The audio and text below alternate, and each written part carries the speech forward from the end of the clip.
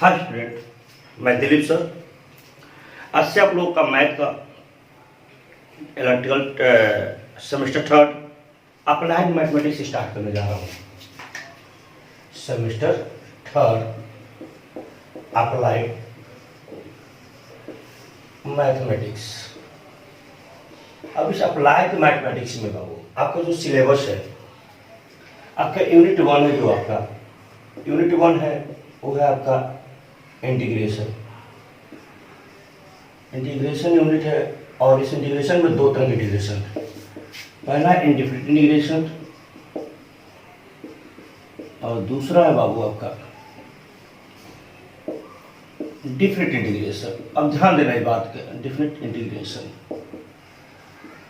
अब अगर ये इंटीग्रेशन आपको आ गया, डिफरेंट इंटीग्रेशन का एप्लीकेशन है। पहला है area under the curve, area under the curve, area bounded by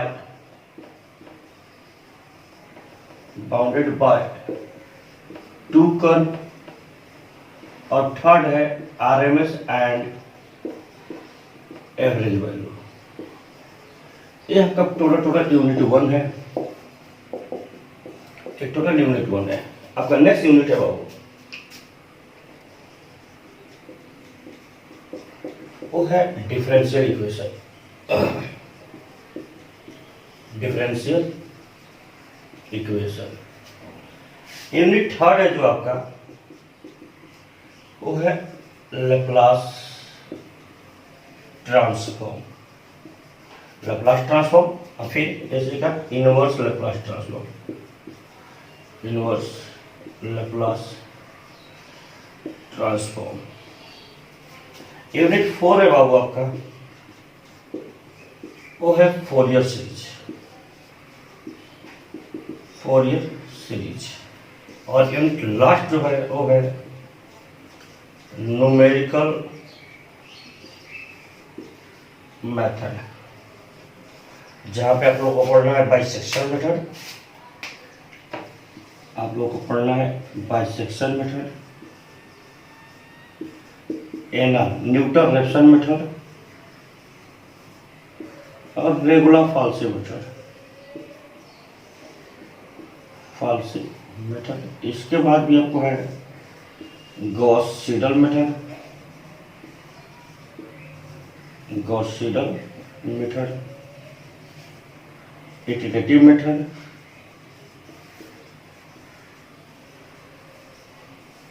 और जैकोबी मेथड। तो इस मेथड को देखो, ये आप अभी लास्ट सेमेस्टर में पढ़ के आए हो, और इसके एक क्वेश्चन अगर आपको कैलकुलेटर का ज्ञान नहीं है, अगर कैलकुलेटर चलाने नहीं आता है, तो क्या एक क्वेश्चन कम से कम आधे घंटे समय खा जाएगा। लेकिन आप इस चैनल पे वीडियो देखते रहिएगा, रोज मैं कोशिश करूँगा रोज एक मैथ का वीडियो आपको मिलेगा, एक्सेप्ट संडे। आपको पूरे 6 दिन आपको रोज मैथ का वीडियो मिलेगा। तो इस मैथ के वीडियो में ये जो है, इसका कैलकुलेटर का ज्ञान अगर नहीं है तो ये मैथ टफ हो जाएगा। लेकिन इस सारे यूनिट में सबसे इजी यही है। इसको मैं बताऊंगा कैसे इजी है। बस इसको जानने के लिए आप हमारे चैनल को सब्सक्राइब करें, लाइक करें और देखते रहें। मेरा चैनल है, मेरे नाम से ही है, दिलीप बर्नवाल। मेरे चैनल को लाइक करिए, इसी नाम से है मेरा, सर्च करिएगा, मिल जाएगा यूट्यूब पे, उसको सब्सक्राइब करिए, आपको मिलता जाएगा। अब यहाँ पे इलेक्ट्रिकल और इलेक्ट्रॉनिक्स ब्रांच के बच्चों के लिए ये भाई साहब फिर से मिलेंगे। इलेक्ट्रिकल को फिर नेक्स्ट में मिलेंगे नेटवर्क थ्योरी में, नेटवर्क थ्योरी में ही मिलेंगे। और सेमेस्टर 6 में मिलेगा कंट्रोल सिस्टम में, ऑटोमेटिक कंट्रोल सिस्टम एक नाम है आपका। यहाँ पे एक ऑटोमेटिक भी जोड़ देना है, ऑटोमेटिक कंट्रोल सिस्टम। और इलेक्ट्रॉनिक्स वाले बच्चों को इस सब्जेक्ट में मिलेगा signal and system. Signal and system एक सब्जेक्ट है उनका, इलेक्ट्रॉनिक्स के बच्चों को वहाँ पे मिलेगा। अगर ये चीज़ सीखनी है तो आपका इसका ज्ञान, अगर ये आपको आ गया इंटीग्रेशन, तो आपको नींद में भी सारा चीज़ मैं रटवा दूंगा। ये मैं आपसे वादा करता हूँ, आपको तकलीफ नहीं होगी इसमें, आपको ये जुबान पे हो जाएगा। तो चलो सबसे पहले हम स्टार्ट करते हैं इंटीग्रेशन। देखो इंटीग्रेशन होता क्या है। इंटीग्रेशन क्या होता है अपने पास? देखो, इंटीग्रेशन होता है, इंटीग्रेशन बोला जाता है कि it is the process of, it is a process of finding the function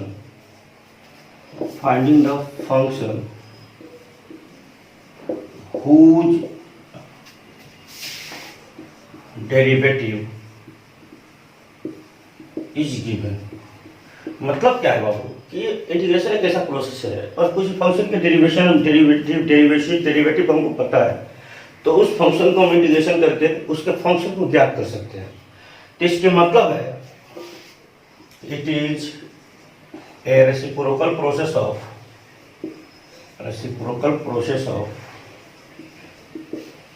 differentiation। बोलिए, तो डिफरेंशिएशन से क्या हो जाएगा? ये रेसिप्रोकल हो जाएगा।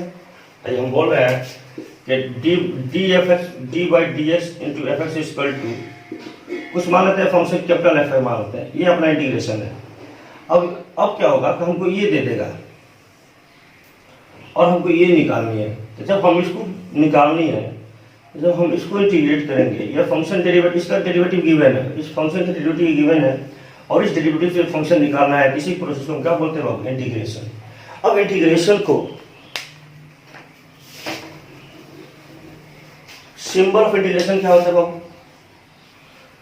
लेट, मैं मानता हूं let a function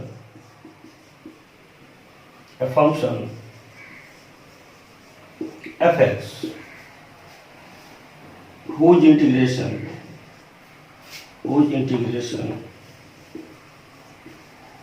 is given with respect to x, whose integration is expressed कर दीजिए, is expressed with respect to x। with respect to x अगर हम इंटीग्रेशन करेंगे तो कहने का मीनिंग है that is integration f x equal to f x into d x equal to f x plus c. अब सी क्यों लिया गया, थोड़ा इसमें बात जाएंगे। वेयर, इसको बोलते हैं इंटीग्रेशन सिंबल। क्या बोलते हैं बाबू? इंटीग्रेशन सिंबल, इसको बोलते हैं इंटीग्रेशन सिंबल। अभी आपको दिख नहीं जाएगा, थोड़ा सा नीचे ज्यादा हो जाएगा। Integration symbol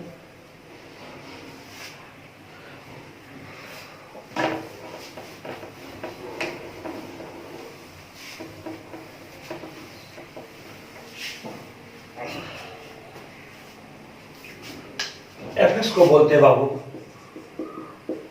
integrate. एक्स क्या है? Integration with respect to x. X क्या है बाबू? एक्स आपका है वेरिएबल। एफ एक्स चूंकि वेरिएबल फंक्शन है ना, किसका फंक्शन है? एक्स का। तो एक्स क्या है? वेरिएबल इसको बोलते हैं। एक्स को वेरिएबल हो गया, एफ एक्स इंटीग्रेंड हो गया, ये इंटीग्रेशन सिंबल हो गया। तो डीएक्स क्या है? तो डीएक्स अपना है बाबू एलिमेंट ऑफ इंटीग्रेशन, और डीएक्स के बाद देखो बाबू एफ एक्स क्या है? Element of integration. और एफ एक्स इसका क्या हो जाएगा? एफ एक्स फंक्शन है बाबू, जो फंक्शन हमने क्या किया, जिसका डेरिवेटिव था एफ एक्स, उसको इंटीग्रेट करके हम लोगों ने क्या पाया? हम लोगों ने फंक्शन पाया, वो फंक्शन हम लोगों के पास है एफ एक्स। तो दिस इज द इंटीग्रेशन। अब इस इंटीग्रेशन में एक बात आया है बाबू, ये सी का। देखो हमने भी बोला था कि इंटीग्रेशन क्या है? इंटीग्रेशन है एंटी प्रोसेस ऑफ या reciprocal process of the differentiation. अब देखो तकलीफ कहां पे फंसता है। अगर मैं बोलूं कि अपने पास एक फंक्शन है d by d x f x equal to, मैं मानता हूं कि हमारे पास फंक्शन है एफ एक्स, और दूसरा फंक्शन मैं मान लेता हूं कि d by d x f x plus c equal to, अगर मैं दोनों को इंटीग्रेट करूं, मैं दोनों को डिफरेंशिएट करूं। देखो अगर मैं इसको डिफरेंशिएट करता हूं थोड़ा सा मैं इसको ऐसे लिखता हूँ क्योंकि इंटीग्रेट वो दिखाना है, इस पर दिखा रहा है ना, एफ एक्स लिख देता हूँ, इसको एफ एक्स लिख देता हूँ और यहाँ पे इसको कैपिटल एफ लिखता हूँ, तो यहाँ पे देखो क्या आएगा, यहाँ पे मैं इसको एफ एक्स लिख देता हूँ। अब ध्यान देने वाली बात ये है तो मैंने इसको भी डिफरेंशिएट किया तो मैंने एफ एक्स मिला। मैंने मान लिया जो इसका डिफरेंशिएशन करने से क्या मिला, एफ एक्स मिला। अगर मैं इसको बोलूँ तो हम लोगों ने भी पढ़ क्या है कि d by d x equal to कितना होता है 1, और d by d x plus 1 कितना होगा, ये भी होगा 1। करके देख लो क्या लिखते हो, D by d x x plus D by d x 1, तो इसका हो जाएगा 1 और इसका हो जाएगा 0। कितना आ गया 1। अब देखो दोनों का डिफरेंशिएशन कितना आया 1, यानी x प्लस 1 का इंटीग्रेशन 1 और इसका इंटीग्रेशन 1। अगर यहाँ 1 नहीं होके अगर जनरलाइज होता तो मान लो कोई क्वेश्चन सी होता तो सी यहाँ लिखते हैं, अगर ये 0 मिलता, सी क्या हो, सी है एनी कांस्टेंट, एनी कांस्टेंट। अब देखो, अब हमसे एक यहाँ पे वो क्या बोलते हैं, अब अगर इसको इंटीग्रेट करें, अगर मैं इसको रेसिप्रोकल प्रोसेस बोल रहा हूँ तो इसका मतलब 1 का इंटीग्रेशन कितना आना चाहिए, x। यहाँ भी करोगे तो 1 का इंटीग्रेशन कितना आ जाएगा, x। लेकिन अब दोनों फंक्शन में देखो क्या मिसिंग है, यहाँ पे x प्लस सी है, क्या ये रिवर्स प्रोसेस आया क्या, रेसिप्रोकल है का। हमारा रूल ये बोलता है कि भैया इसका अगर इसको मैं फिर से इसके एंटी डेरिवेटिव को इसके डेरिवेटिव फंक्शन को अगर मैं इंटीग्रेट करूं तो हमको फंक्शन मिलना चाहिए, और हमको फंक्शन क्या मिलना चाहिए, x प्लस सी। एक्स प्लस सी नहीं मिला, यहाँ पे हमको x प्लस सी, यहाँ तो x था तो x सी मिल गया, यहाँ तो ठीक है, लेकिन यहाँ क्या हो गया, गड़बड़ हो गया। तो हम क्या करते हैं, जब भी कोई फंक्शन इंटीग्रेट करते हैं, कोई फंक्शन जब भी इंटीग्रेट करते हैं हम क्या करते हैं, उसके साथ एक कांस्टेंट ऐड कर देते हैं। अगर मान लेते हैं हमारे पास फंक्शन एफ एक्स है, डी एक्स है, तो हम क्या करते हैं, एक कांस्टेंट ऐड कर देते हैं।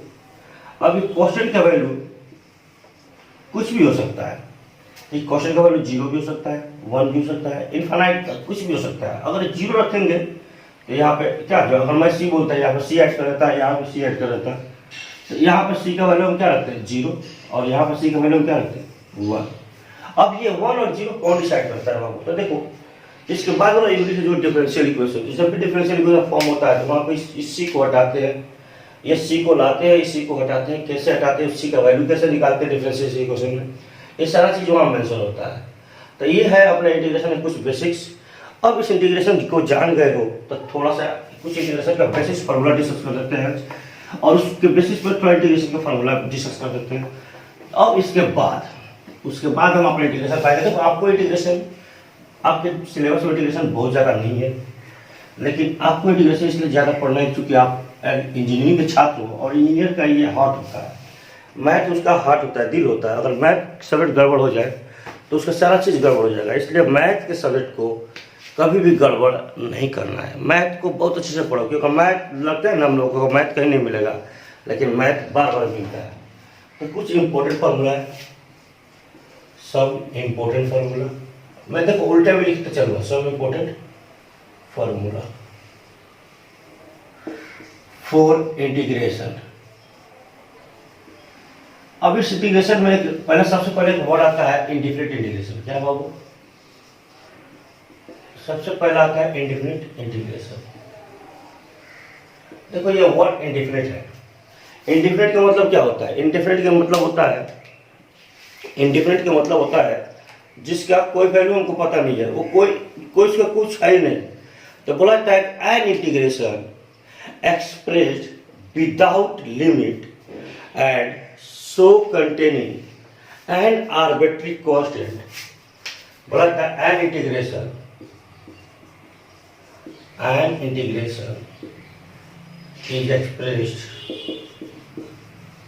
is expressed without limit and containing, अभी बता रहा था कांस्टेंट क्यों है, containing an arbitrary constant, arbitrary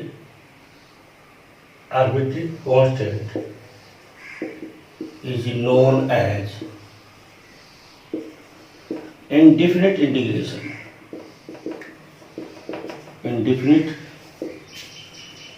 integration indifferent, कोई डिफरेंट नहीं है। डिफरेंट इंटीग्रेशन में लिमिट होता है और उसमें कांस्टेंट नहीं आता है, लेकिन यहाँ पर कांस्टेंट है। तो दैट इज, अगर मैं बात करूँ, that is f x integration f x equal to क्या, f x plus c. C है बाबू अपना आर्बिट्री कांस्टेंट, सी अपना क्या है, आर्बिट्री कांस्टेंट। और यहाँ पर लिमिट में कोई लिमिट है नहीं है लिमिट। इसको बोलते हैं इंटीग्रेशन सिंपल, अभी बता रहा था इंटीग्रेशन सिंपल।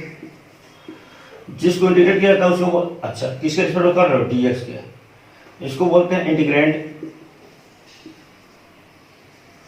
और इसको बोलते हैं, इसमें किसका फंक्शन है, ये एक्स है, एक्स क्या हो गया, वेरिएबल। वेरिएबल क्या है, वेरिएबल है एक्स। और जिसके रिस्पेक्ट में करते हैं उसको बोलते हैं एलिमेंट ऑफ इंटीग्रेशन। क्या हो, एलिमेंट ऑफ इंटीग्रेशन। तो ये अपने पास है इंडिफरेंट इंटीग्रेशन, इसको सब वेयर में करके लिखिएगा।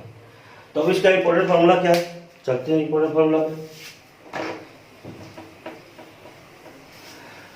इंपॉर्टेंट फार्मूला क्या है, थोड़ा देखते हैं हम। इंपॉर्टेंट फार्मूला क्या है बाबू। इंपॉर्टेंट फार्मूला जितने भी हैं